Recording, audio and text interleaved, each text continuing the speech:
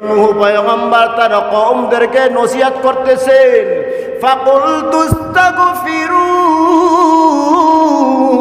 রাব্বাকুম ইন্নাহু কানা গফফারা। ও আমার কওম, তওবার দরজায় ফিরে যাও, আল্লাহ তাআলা সব গুনাহ মাফ করিয়া দিবেন। তওবাকারী যদি হইতে পারো, ইউরসিলিস সামাআ আলাইকুম মিদরারা, গুনাহের কারণে আসমানের বৃষ্টি বন্ধ হইয়া যায়। মূসা আলাইহিস সালাম তার কওমদেরকে নিয়া, কোন বর্ণনায় 40,000, কোন বর্ণনায় 70,000 তার কওমকে নিয়া মিশরের ময়দানের ভিতরে হাজির হয়ে গেছে। কেন বৃষ্টি নাই? মূসা পয়গম্বর ইস্তিসকার নামাজ আদায় করিয়া আল্লাহর কাছে কান্না শুরু করে দিলেন, আল্লাহ, মিশরের বৃষ্টি বন্ধ হয়ে গেছে, সব মানুষেরা কষ্ট পাইতেছে। আল্লাহ, সব জীবজন্তু কষ্ট পাইতেছে, গাছপালা তরুলতা সব মরিয়া যাইতেছে। মানিক, আমার দোয়া কবুল করে নাও। চিৎকার দিয়া কান্নাকাটি করতেছে, কিন্তু আসমান থেকে বৃষ্টির ফায়সালা হয় না। মূসা পয়গম্বর আবার আওয়াজ দিলেন, আল্লাহ, তোমাকে ডেকে আমি তো কখনো আল্লাহ ব্যর্থ হই নাই, কখনো আমার দোয়া বিফলে যায় নাই।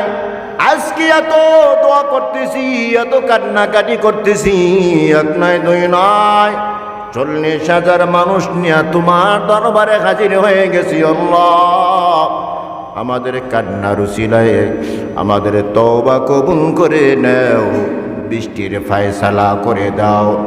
গায়েব থেকে আওয়াজ এসে গেল, ও মূসা পয়গম্বর, যেই মানুষগুলো নিয়ে তুমি এই ময়দানে হাজির হয়ে গেছো, কান্নাকাটি করতেছো, এই মানুষদের ভিতরে এমন একটা মানুষ আছে যে জেনাকার। কি কার? যে জেনাকার। বর্তমান সমাজে জেনা ব্যভিচার আছে কি নাই? ধর্ষণ আছে কি নাই? বেশি না কম? এখন অনেক ভাইরা গেছে, যেই সমাজের ভিতরে জেনা ব্যভিচার শুরু হয়, ওই সমাজের উপর থেকে আল্লাহ তাআলা আসমানের সমস্ত আযাবের দরজাগুলো উন্মুক্ত করে দেন। জোরে কর নাউজুবিল্লাহ। তার মানে যত আযাব সব ওই সমাজের ভিতরে আসতে থাকে। নাউজুবিল্লাহ। আল্লাহ জানাই দেন, মূসা পয়গম্বর, এমন একজন মানুষ আছে, যেই মানুষটা জিনাকার। ওই জিনাকার মানুষ যদি মজলিসে থাকে, আমি আল্লাহ দোয়া কবুল করব না, বৃষ্টির ফায়সালাও হবে না। মূসা পয়গম্বর চিৎকার দিয়ে আওয়াজ দিলেন, ও জিনাকার, মজলিস থেকে বের হইয়া যাও। তুমি যদি মজলিসে থাকো তাহলে বৃষ্টির ফায়সালা হবে না, আল্লাহ দোয়াও কবুল করবে না। জিনাকার মনে মনে ভাবতেছেন, এখন যদি আমি মজলিস থেকে বের হইয়া যাই, দুনিয়ার সব মানুষ জেনে যাবে, অন্তত 40,000 মানুষ জেনে যাবে আমি একজন জিনাকার। সবাই আমাকে ধিক্কার দেবে, সমাজে আমি মুখ দেখাইতে পারবো না। অতএব এই মজলিস ছেড়ে উঠে যাওয়া যাবে না। আবার এখানে বৈশা যদি অন্তর থেকে তওবা করিয়া চোখের পানি ছেড়ে দিয়া কান্না আরম্ভ কইরা দেয়, তাহলেও তো মানুষ বলবে, কিরে এই লোকটা এত কেন কান্নাকাটি করে, কেউ তো এত কাঁদে না। বুঝা ফেলাইবে আমি জিনাকার, না মজলিস থেকে উঠে যাব না, আর চোখের পানি ছেড়ে দিয়া কাঁদবো না। আল্লাহর পয়গম্বর বারবার ধমক দেয়, কিরে জিনাকার, কেন উঠো না? যদি তুমি উঠা না যাও, আল্লাহর পক্ষ থেকে নাম জেনে মজলিস থেকে টেনে হেসড়ে তোমাকে বের করে দেওয়া হবে, অপমান করে দেওয়া হবে। জিনাকার আরো নরম হয়ে গেল, অন্তরে অন্তরে খাঁটি তওবা করলো আর বলল, আল্লাহ, মজলিস থেকে উইঠা যাব না, আর চোখের পানি ছেড়ে দিয়াও কাঁদব না। আল্লাহ, তুমি আমার উপরে এত রাগান্বিত কেন হয়ে গেলা? এত বছর জিনা ব্যভিচার করলাম, কুদরতি চাদর দিয়া তুমি আমার সব অপরাধ ঢেকে রেখেছ। দুনিয়ার কেউ জানে না আমি জিনাকার।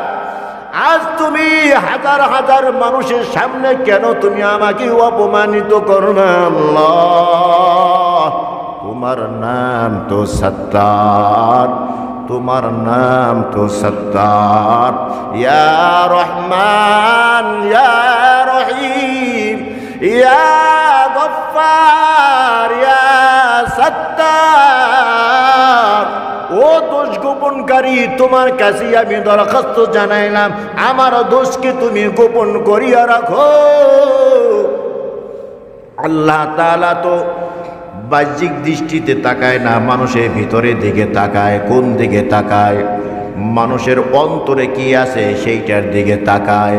যখন দেখছে বান্দা খাঁটি অন্তরে তওবা করিয়া অন্তরের কান্না দিয়া কান্না আরম্ভ কইরা দিল, আল্লাহ তাআলার সাথে সাথে বৃষ্টির ফায়সালা করলো। আকাশের দিকে মুসা পয়গম্বর তাকায় দেখে আকাশটা মেঘাচ্ছন্ন হয়ে গেছে, কালো অন্ধকার হয়ে গেছে। বৃষ্টি যে এখনই মুষলধারে পড়বে। মুসা পয়গম্বর আল্লাহর কাছে দরখাস্ত জানাইলেন, রে মালিক, তুমি না বলছো জিনাকার মজলিস থেকে বের না হলে তুমি বৃষ্টির ফায়সালা করবা না? আল্লাহ, এই মজলিস থেকে এখনো তো কেউ বের হয় নাই, অথচ আসমানে মেঘ দেখা যাইতেছে, আসমান অন্ধকার হয়ে গেছে, এখন যেন বৃষ্টি শুরু হয়ে যাবে। কারণ কি বুঝতে পারলাম না।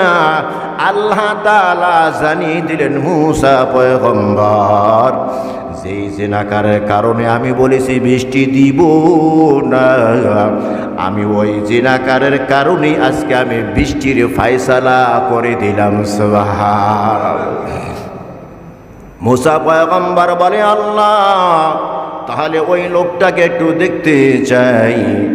আল্লাহ তাআলা জানিয়ে দিলেন, মুসা পয়গম্বর, আজকে এতটা বছর পর্যন্ত ওই ব্যক্তির দোষকে আমি আল্লাহ গোপন রেখেছি। আর ওই ব্যক্তি এই কিছুক্ষণ আগেই আমার দরবারে ইয়া সত্তার বলিয়া দরখাস্ত জানাইছে। আমাকে বলেছে আমি নাকি দোষ গোপনকারী। এখন যদি আমি তার নামটা জানায়া দেই, তার দোষ তো প্রকাশ হয়ে যাবে। আমার সত্তার নামের মান থাকে না। আমার সত্তার নামের মান রক্ষার জন্য আমি আল্লাহ তার দোষ প্রকাশ করব না, তবে তার অন্তরে কান্নাকে আমি আল্লাহ কবুল করে নিয়েছি। সুবহানাল্লাহ। মান বাকা মিন খশিয়াতিল্লাহ হারামাল্লাহু আলাইহিন নার। যেই বান্দা আল্লাহর ভয়ে কাঁদে, আল্লাহ তাআলা ওই বান্দার জন্য জাহান্নামের আগুন হারাম করিয়ে দেয়।